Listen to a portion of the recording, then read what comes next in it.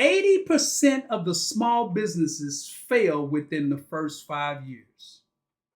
Let me say that again. 80% of the small businesses fail within the first 5 years. It's not no secret. It's a SBA statistic. So I want to tell you why that is. All right. The startup type matters, right? The way you started it from the beginning matters. How you communicated what you're building mattered. And I want to tell you why. Now, so when I begin to investigate this, what I begin to realize that most people don't know what they're really building. I didn't know either, right? When I first became an entrepreneur, I didn't know I had an idea of what it is that I wanted to do, right? And so I took the idea of what I wanted to do and turned it into a business, right? So I filed all the documents, got the LLCs and did all that, but I really didn't know what I was building, right? So secondly is most people choose the wrong strategy. Business, but wrong strategy, right? They're approaching it totally wrong. I didn't know either, right? Here's another reason. You get the wrong advice. You get the wrong advice. If I tell you nothing else, choose your advisors wisely because you could have a person that you're actually as one of your advisors that they are the mindset that they have, they either have a growth mindset or a fixed mindset. Fixed mindset people, there's a place for fixed mindset people, right? So don't get me wrong, fixed mindset people are good, but you need to have a person as your advisor that has a growth mindset. So when you tell them the scope of your vision, they don't begin to start picking and poking and probing and all that kind of stuff. No, no, no, no. You need to have someone that has a growth mindset. And the lastly is the reason is lack systems that's designed for scale or exit. So when you typically you'll know most of us as advisors will ask the business owner, so what are you trying to build? This is the most important question that you will be asked because it gives you an opportunity to explain what you're trying to build. Now remember, most small businesses fail within the first 5 years. That's small businesses. So you want to know that, you want to make sure that you understand, well, if small businesses fail within the first 5 years, is that saying that I'm going to fail? No, no, no, no. That's not what that's saying. I want to share with you how to identify what businesses that don't fail within the first 5 years, right? Now, let me walk down this path with you. I do this in most of our trainings before we have a conversation. I want to make sure that I know who I'm talking to and who I'm talking to know who they talking to, right? So I always set the stage of saying, hey, I'm a out of the box thinker, right? I am not your traditional thinker as it relates to entrepreneurship and business. Okay, so I want to make sure, let me set that straight, right? But then the next thing that I want to do is make sure that I know who I'm talking to. So I ask the question, so what are you trying to build, right? Because it's so important when I ask that question, that lets me know what type of advice that I will share, right? So let me share with you 6 types of businesses or people that you'll come in contact with in the business space. Now, you'll come in contact with those that are what we call lifestyle businesses, right? Lifestyles. So they all about their own personal freedom and passion. It's really a side hustle, right? So these are people that's not going to make a major investment in what they're trying to do because this just earns extra money. They really don't need a business advisor. What they may need is a life coach or a mentor, right?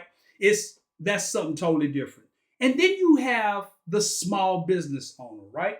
Now, the advice that I would share with the small business owner may be different. It is going to be different than a person that just has a hobby, right? So what the small business owner, they've set this up for income and stability. Mostly the people that's on their team is an accountant and a local bank, right? And it all depends on what their revenue goals are, right?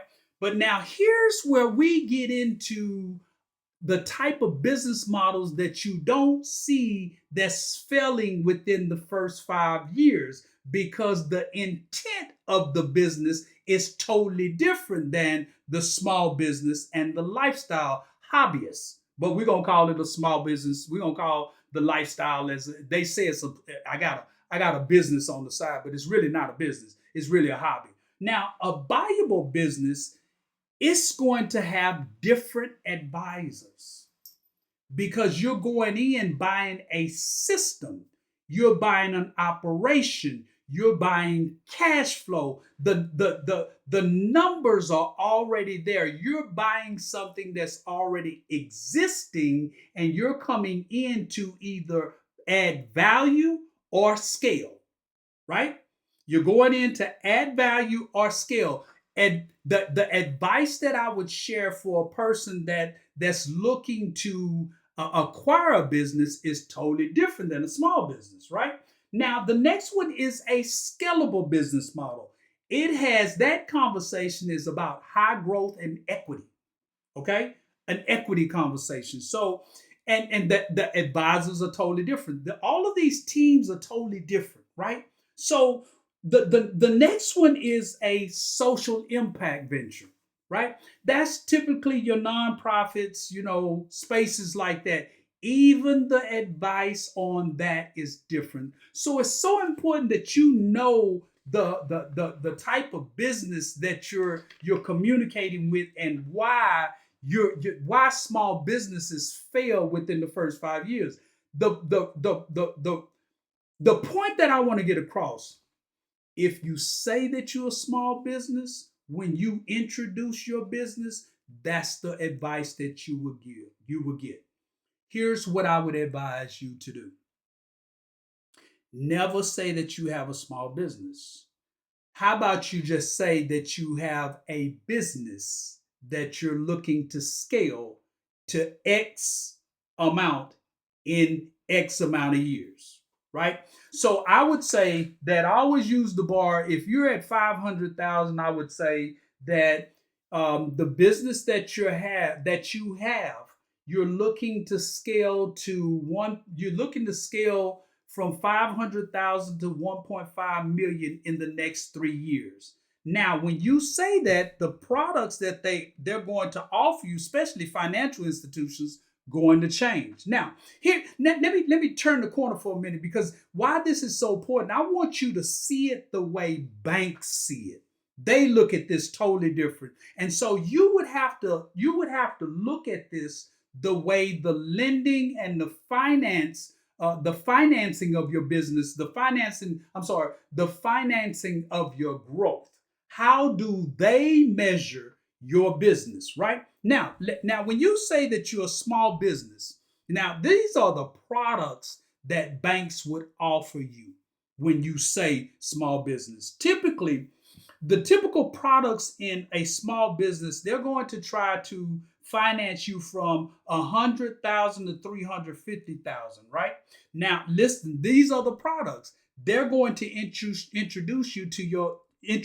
you to one of their products. It's three products. They're going to offer you business credit cards, a line of credit, or a microloan in the amount of 100,000 to 350,000, and most of the time it's secured.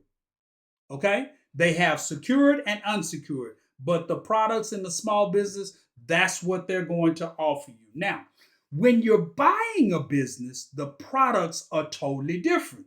This is why I said that you don't want to pigeonhole yourself within the small business sector. You want to talk about, when you not want to talk about, but when you say that you're acquiring a business, here's the typical products. You get introduced to SBA 7A 504 loans, business acquisition loans, and owner occupied real estate loans. totally different products. So when you look at it the way that they look at it, you'll begin to start building totally different. And this lastly, when you're scaling a business, check this out. You'll get access to products in the amount to 3 million to 55 million plus. These products are expansion or growth loans, asset-based lending loans, and commercial real estate loans. So it's so important that you know why most small businesses fail within the first 5 years. You may want to say that you have a scalable business model instead of a small business. My name is Booker T. Spencer Jr., your business growth advisor, and I'm all about adding value to your business.